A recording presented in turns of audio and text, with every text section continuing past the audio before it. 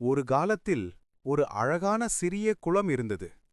அந்த குளம் எப்போதும் அமைதியாகவும் பசுமையுடன் ஜொலித்துக் கொண்டும் இருந்தது. அங்கு பல வாத்துகள், மீன்கள் மற்றும் தவளைகள் வாழ்ந்தனர். அந்த எல்லாவற்றிலும் ஒரு சிறிய வெள்ளை வாத்து மிக விசேஷமானது. அவளின் பெயர் மாயா. மாயா மற்ற வாத்துகளைப் போல அல்ல. அவளின் இதயம் மந்திரம் போல தூய்மையானது.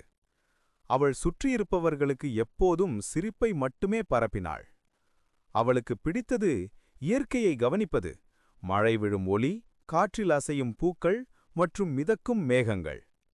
ஒரு நாள் அந்த குளம் அருகே பெரிய காட்டில் தீப்பிடித்தது. அனைத்தும் பயந்தன. விலங்குகள் ஓடின, மரங்கள் புகையால் மூடப்பட்டன.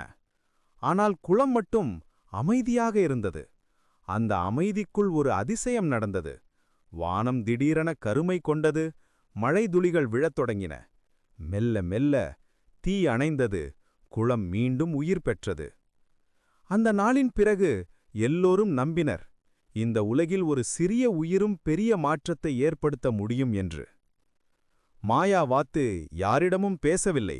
ஆனால் அவளின் செயல்களே மந்திரம் பேசின. அவளின் ஒவ்வொரு செயலும் ஒரு பாடம். அமைதியாக இருந்தாலும் நன்மையை செய்யலாம். சிறிய உள்ளங்களில் கூட பெரிய மந்திரம் இருக்கலாம்.